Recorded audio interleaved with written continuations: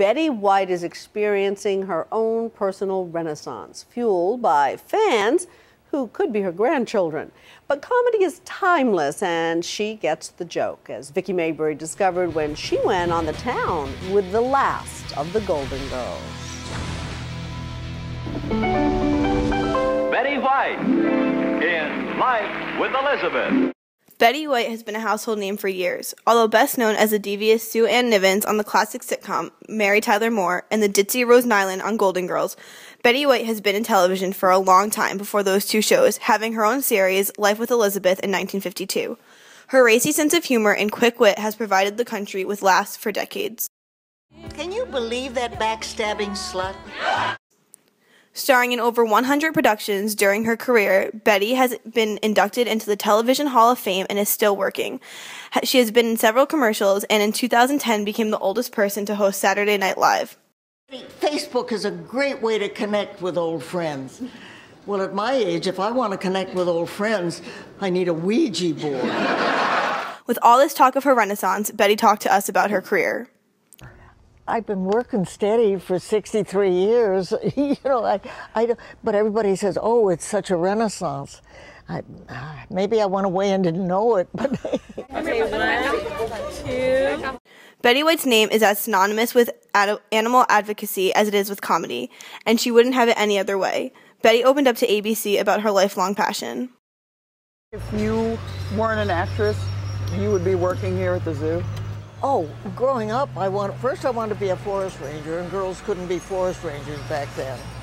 And then I thought, oh, but I want to be a zookeeper. Well, back then, girls weren't zookeepers either. But I wound In support up a of animal zookeeper. welfare, she works with a number of organizations, including the Los Angeles Zoo Commission, the Morris Animal Foundation, and Actors and Others for darling. Animals. Come on, sweetheart. Good boy. Good boy. Well, thank you for coming. Extremely concerned with animals' health, White shares her knowledge. The avid animal rights activist is a sponsor for the farm animal reform movement and Friends of Animals. There's a certain breeding age that it's a very, very serious situation. But we'll find her for you, Billy, I promise.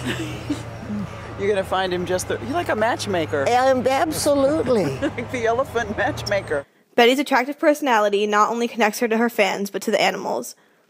You are pretty adorable, but I bet you know it. You're driving through here, or you stop, and all these people want to take your picture. Oh, and they're all so nice. They're young enough to be my grandchildren almost. Oh, well, I'm the oldest old broad on the face of the earth. I'm 88 and a half, and a lot of these people, the kids have grown up with me, and their parents have grown up with me, and their grandparents have grown up with me.